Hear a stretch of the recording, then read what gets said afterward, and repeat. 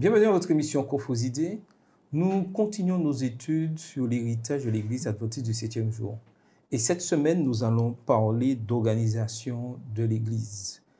Et pour commencer, je vais partager avec vous cette phrase tirée du livre Conquérant Pacifique, chapitre 1, les pages 10 et 11, écrit par Ellen G. White. L'Église est le moyen que Dieu a choisi pour le salut des êtres humains. Elle a été mise en place pour servir et sa mission consiste à apporter l'Évangile. Et nous allons discuter avec Cassandra, Makis et Evie. Et Evie nous fera la prière. Seigneur mon Dieu, nous te remercions pour cette opportunité que tu nous donnes de nous rencontrer afin d'étudier ta parole. Merci d'être avec nous pendant ce moment et que tu puisses nous parler, ainsi qu'aux téléspectateurs qui nous écoutent, au nom de Jésus, pour ta gloire. Amen. Amen. Alors, pour vous, l'Église représente quoi? Je pense que tu devrais préciser ta question parce que c'est une question tellement vaste en fait que... C'est un lieu de détente, de joie, où on rencontre des amis et avec qui on peut discuter et avoir des atomes crochus. C'est très vaste, oui. En fait, c'est encore très vaste. Donc oui, il y a des gens qui vont à l'église pour rencontrer des amis. Il y a des gens aussi qui vont à l'église pour se détendre. Mais il y a des gens qui vont à l'église parce que pendant toute la semaine, on n'a pas pu se rencontrer. Donc on vient à l'église pour discuter. Et certaines fois, on ne se rappelle même pas de celui qui a porté le message. Puis il y en a qui vont à l'église uniquement pour adorer Dieu. C'est aussi pareil, il y en a qui vont à l'église uniquement pour adorer Dieu. Puis il y a des gens qui vont à l'église pour d'autres raisons, juste histoire de faire bonne figure. Mais par contre, par rapport à tout ce que tu as dit au début, Makis, pour moi, l'église, c'est un peu tout ça. L'église, c'est vraiment un endroit où on va rencontrer du monde. On ira aussi à la rencontre de Dieu. C'est aussi un endroit pour pouvoir se ressourcer. Et un endroit aussi où on va se détendre. Pour moi, ça ne m'empêche pas, en fait. Et c'est surtout la définition qu'on donne à l'Église. C'est ce qui va un peu changer la vision qu'on aura et de ce qu'on y va, pour qu'on va aller à l'église. Souvent on dit on va à l'église, donc on va quelque part. Mais l'église, c'est surtout un ensemble de personnes qui croient en Dieu et qui ont la même foi.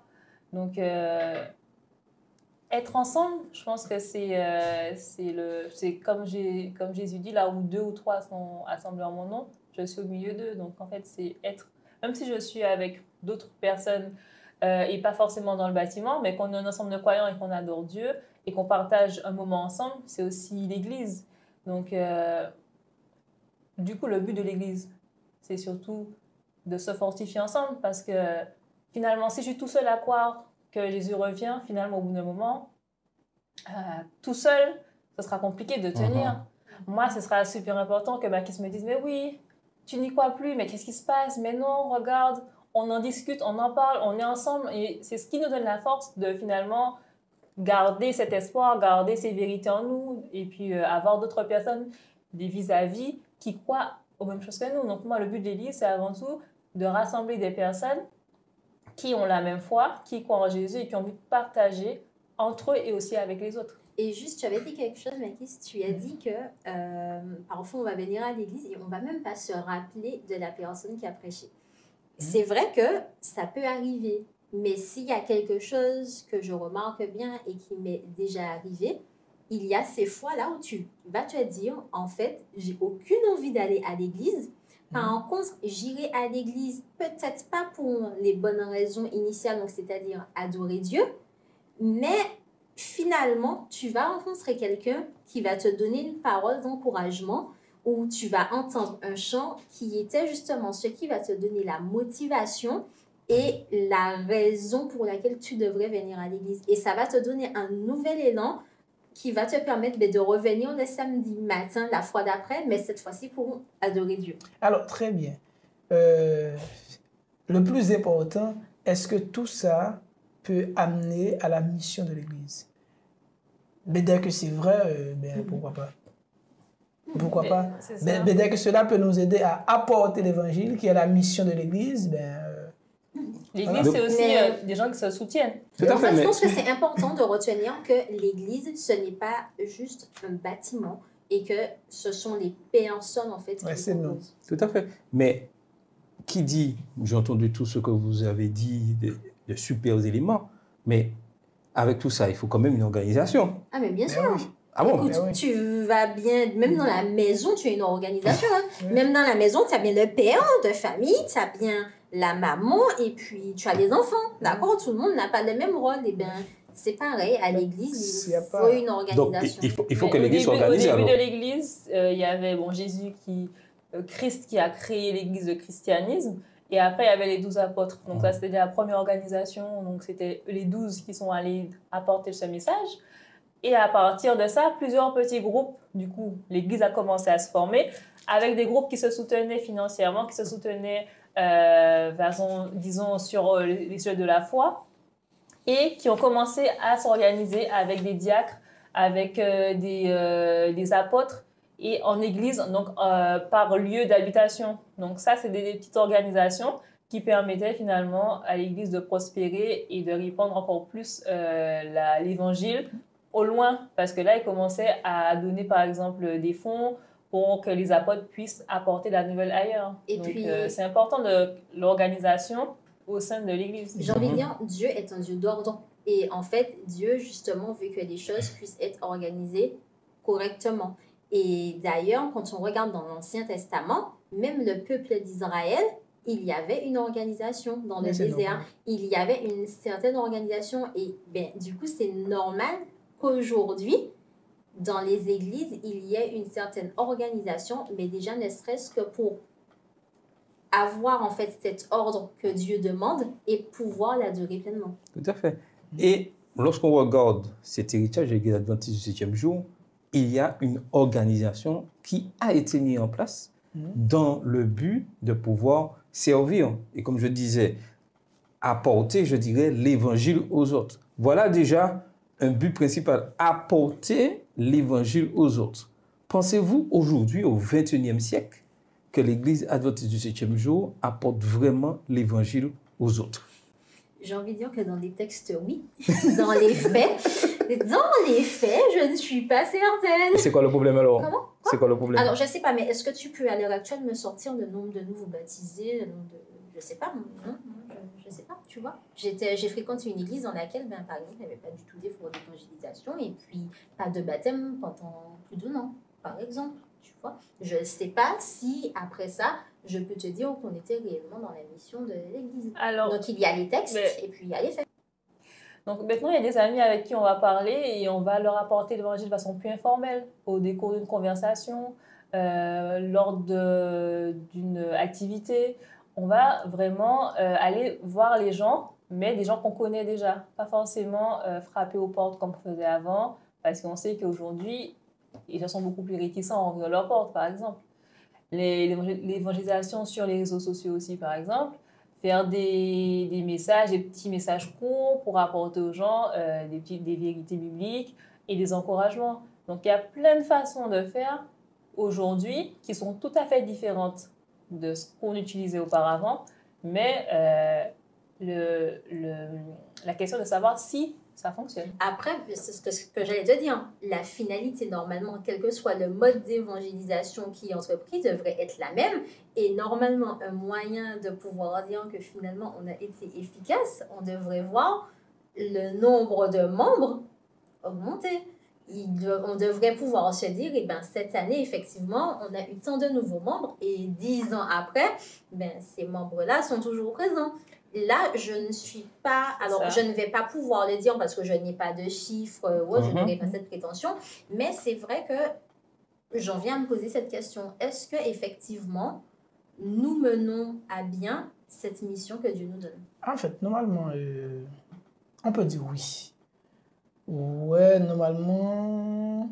En fait, nous ne sommes pas assez efficaces, je suis d'accord, mais on peut dire oui. Jusqu'aujourd'hui, l'Église apporte l'Évangile. oui. Non, mais je suis... Oui, ça, oui. Non, moi, je pense que l'Église apporte l'Évangile. Ah oui. Mais le problème, c'est que partout dans le monde, l'Évangile est apporté, mais pas de la même manière. Parce que c'est vrai, si on prend notre contexte ici, là où nous sommes, on a l'impression que ça traîne, ça ralentit. Mais si nous allons dans certaines régions, en Amérique du Sud ou en Amérique centrale, c'est des baptêmes par 2000, 3000. Là. Donc, la mission est toujours là. Le problème est aujourd'hui, est-ce que nous arrivons à mettre de nouveaux moyens en place pour rester toujours dans le même but, apporter l'Évangile? Parce que la question aujourd'hui nous poser, tout ce que nous faisons, toutes les institutions de l'Église adventiste du 7e jour, Secours adventiste, radio, télé, tout ce qui entoure là, la mission est d'apporter l'Évangile. Est-ce que toutes ces organisations apportent réellement l'Évangile ou fait comme le monde? Oui. C'est ça en fait, c'est même pas d'apporter, c'est le message. Est-ce que le message est assez percutant pour toucher? Parce que tu parles de pays qui ont beaucoup de baptêmes. Il y a aussi un contexte. Ici, on est dans un contexte où finalement tout le monde connaît un peu Dieu, tout le monde croit un peu en Dieu. Donc, qu'est-ce qui va faire la différence dans le fait de leur dire Dieu existe et Dieu t'aime? Ça, ils savent. Mais quel message on leur apporte en plus qui puisse adhérer au message adventiste? Est-ce que le message adventiste aujourd'hui est percutant? Est-ce qu'il nous parle à nous au XXIe siècle ou finalement est-ce que ça a perdu du sens?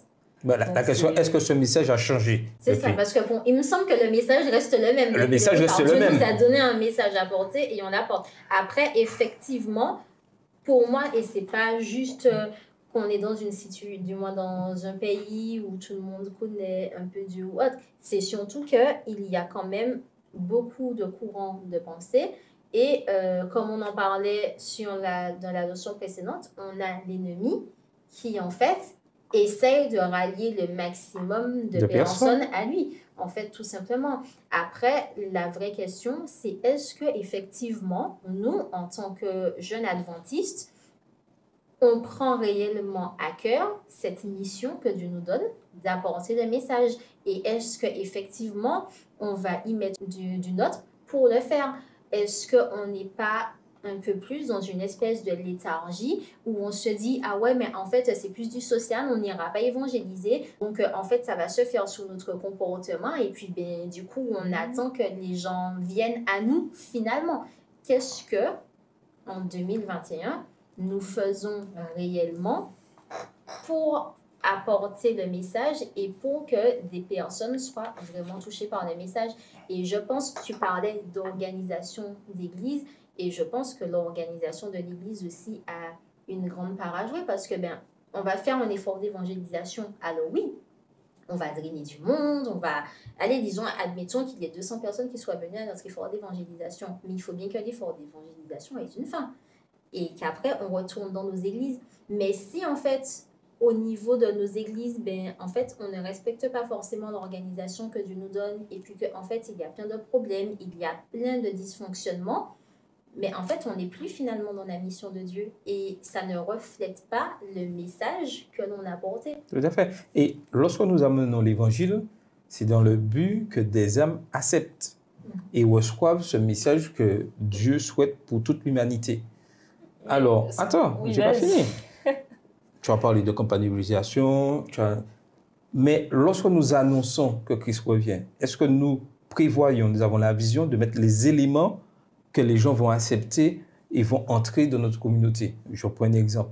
Nous faisons des campagnes sur 15 jours, nous souhaitons des baptêmes, nous faisons des objectifs, mais si je dis il me faut 100 personnes, j'exagère un peu sur le nombre, 100 personnes cette année dans mon église qui acceptent Christ, est-ce que j'ai mis les moyens de recevoir les 100 personnes dans le projet?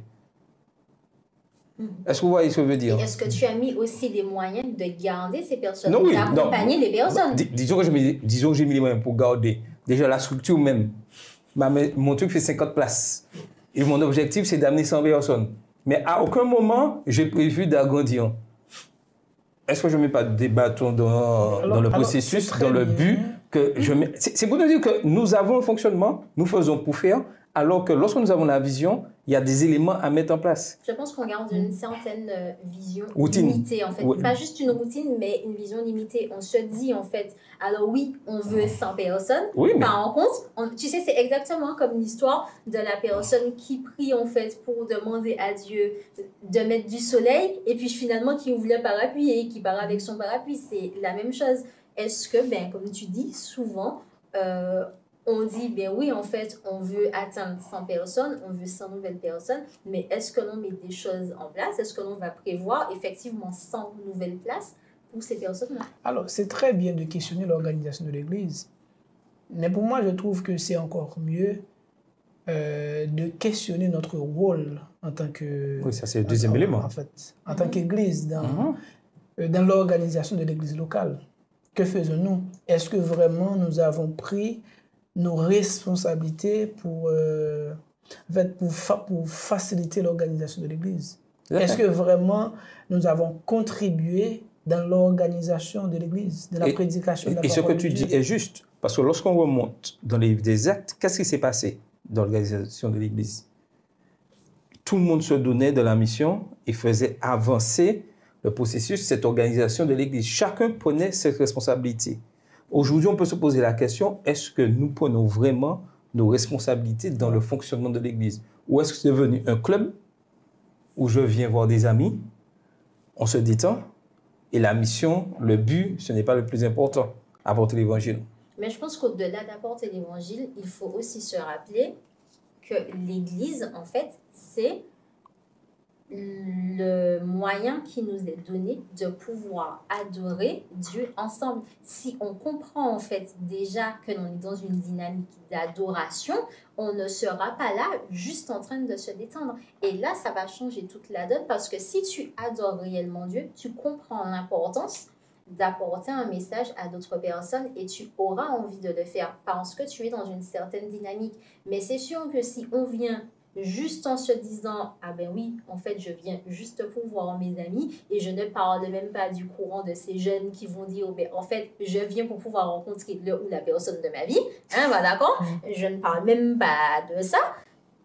C'est sûr mais qu'on ne va pas avancer, en fait. Il faut effectivement, je pense, un réel réveil personnel, comme tu disais, et déjà se dire « Mais en fait, pourquoi je viens à l'église? Qu'est-ce que je viens faire? » Et est-ce que déjà, dans mon quotidien, je fais des choses qui vont refléter le message que Dieu me donne à Tout à fait. Et ensuite, en tant qu'Église, ben oui, on va pouvoir faire ce qu'il faut. Donc, partant de ce fait, nos pionniers, au niveau de l'Église adventiste, ont mis une organisation en place. Et aujourd'hui, nous pouvons dire qu'en tant qu'Église adventiste, il y a une organisation vraiment en place. Et l'un des premiers éléments que l'Église adventiste a mis en place, fait partie, je dirais, de son fonctionnement, c'est déjà la leçon de l'école du sabbat, où dans le monde entier, tout le monde, adventiste du 7e jour, quelle que soit la langue, étudie le même thème, et chaque jour la même chose. Et il y a une organisation. Rapidement, il y a la conférence générale avec des divisions. Les divisions forment des unions forment des fédérations missions, et les missions sont formées par des églises. C'est-à-dire, tout ceci pour montrer qu'il y a, je dirais, une organisation. Et dans l'Église adventiste du 7e jour, la décision finale, c'est toujours le membre d'Église. Et c'est cette partie-là, en tant que membre d'Église, que beaucoup ratent et qui entraîne beaucoup de ratés dans le système. Parce que c'est vrai que si, en tant que membre d'Église, je décide là de ne rien faire et de laisser rouler les choses, il faut bien que les choses tournent. Mais si chacun ne prend pas ses responsabilités, qu'est-ce qui se passera?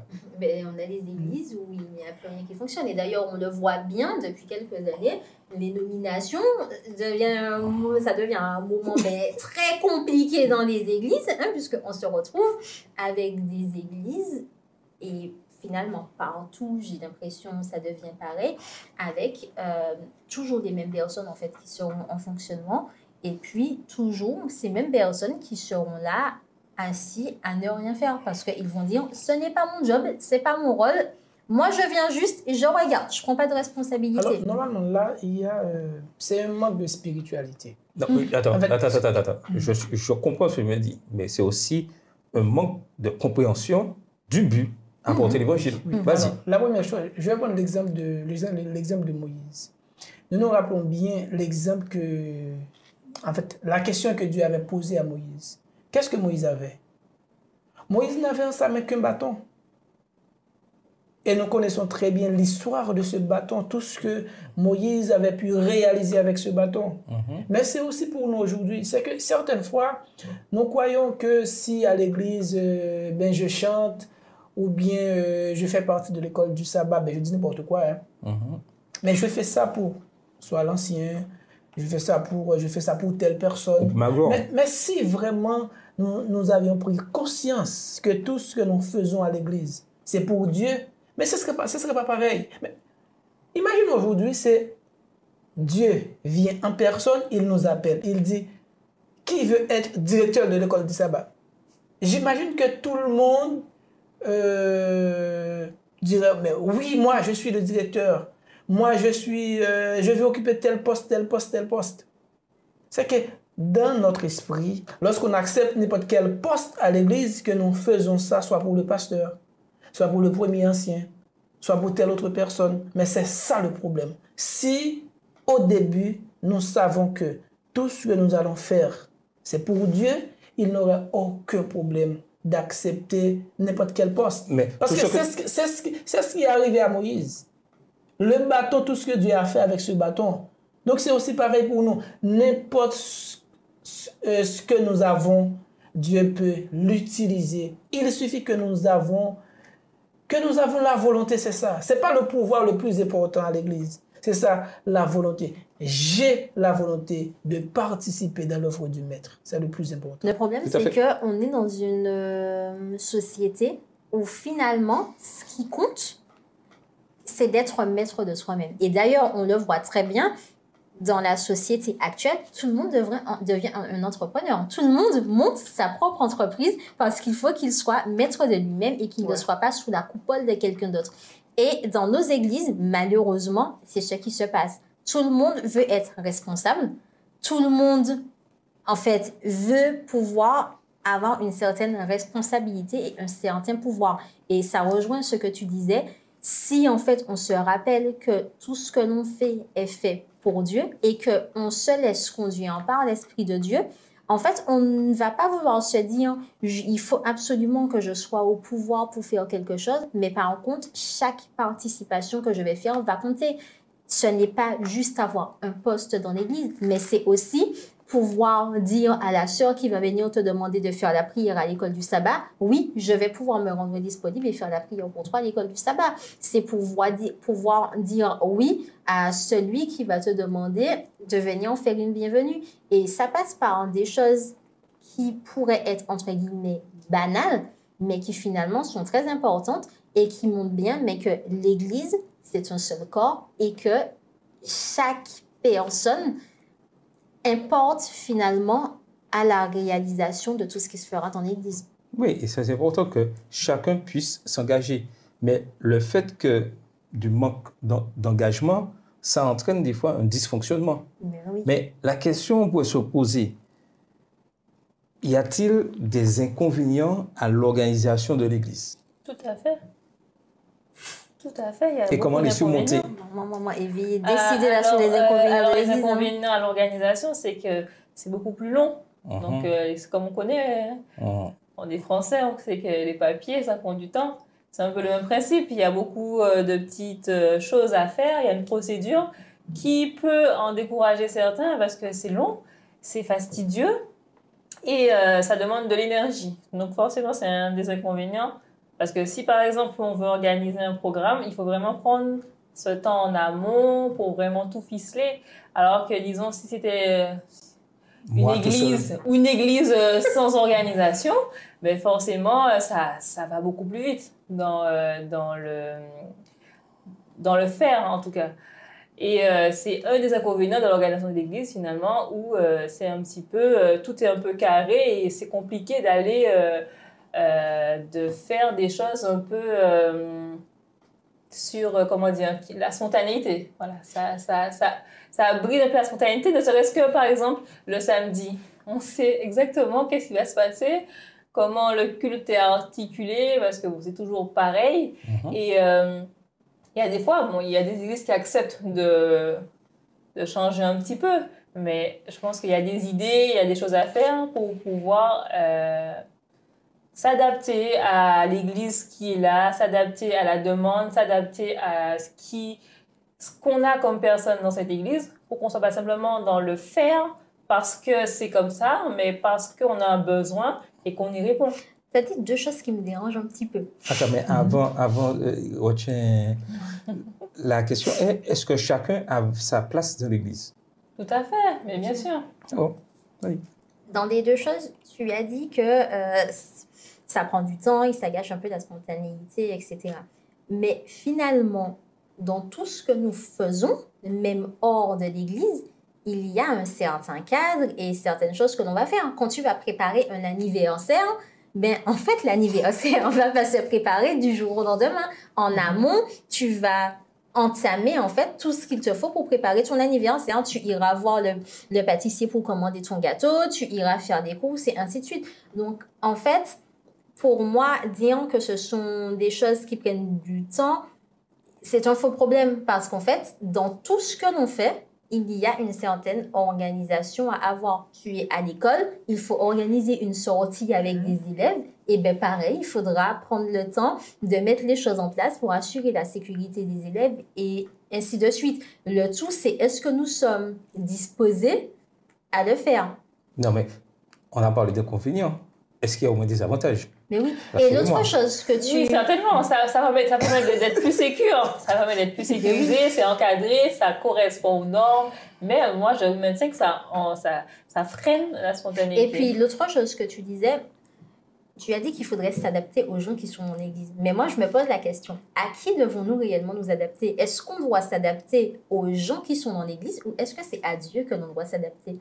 Parce qu'il ne faut pas oublier la raison première pour laquelle nous venons à l'église. Et il me semble, oui, mais il me semble que dans sa parole, Dieu, en fait, il donne des indications sur le déroulement, par exemple, de certaines choses. Et même à Ellen White, ben, il a donné, en fait, des indications sur comment devraient se passer certaines choses. Alors, je ne dis pas qu'il n'y a pas de moyen de moduler ou autre, mais je pense qu'il est important de se rappeler que nous servons un Dieu d'ordre qui nous donne en fait lui-même des indications sur comment comment les choses devraient se faire. Et c'est important quand nous venons à l'église de s'en rappeler et de venir dans cette dynamique. Alors, il y a un souci. Est-ce que nous sommes conscients, je m'adresse à chaque membre, est-ce que nous sommes conscients que l'église est un corps? L'église est un corps, que chaque élément a son importance. Parfois, on peut apporter qu'un sourire. Ça fait du bien à l'église. On peut apporter un témoignage. Ça fera aussi du bien à l'église. On peut apporter un chant. Donc, on n'a pas besoin, la personne est plus importante, c'est la personne qui s'est prêchée, la personne qui s'est présentée à l'école du sabbat convenablement. Mais non, c'est ça. C'est cette conscience que nous devons avoir. Que l'église est un corps, que chaque partie est importante pour le fonctionnement du corps. Voilà, que tout ce que nous faisons, je ne le fais pas pour tel frère, pour telle sœur, mais je fais ça pour l'Église de Dieu. On va voir que tout fonctionnerait bien. Et ce que tu dis est capital, c'est-à-dire, qu'est-ce que j'apporte dans le fonctionnement de l'Église? Ouais. Et ça, c'est une question que nous devons constamment nous poser. Dans l'Église, quel rôle je joue? Est-ce que je joue le rôle de la femme fidèle qui suit les principes de Dieu, les commandements de Dieu, ou je suis la voix de la femme infidèle qui se prostitue dans le péché et qui se corrompt, je dirais, dans des compromis? Et chaque membre doit se poser la question, dans mon fonctionnement, est-ce que je suis dans le compromis ou dans la fidélité? Et c'est ce qui détermine. Et comme nous avons vu, nous sommes dans le combat, l'Église vit ce combat. L'Église sera persécutée. Mais nous savons que l'Église sera victorieuse. Amen. L'Église connaîtra des échecs. Mais l'Église sera victorieuse. Pourquoi? Parce qu'il y a ce combat. Mais chaque individu, aujourd'hui, doit savoir est-ce que je suis du camp de la femme fidèle, suivant les principes que Dieu a donnés, suivant les commandements, ou est-ce que je suis comme la femme infidèle qui se prostitue dans le péché et un mélange d'institutions? Et c'est ça qui va déterminer, je dirais, l'avancement de l'Église. Et Dieu, à un certain moment, fera éclater cette vérité. Il ne faut pas croire que l'Église ira à son échec. Mais aujourd'hui, la seule question que je dois me poser, est-ce que mon rôle dans l'Église consiste à apporter l'Évangile? C'était votre émission Cophos Idées.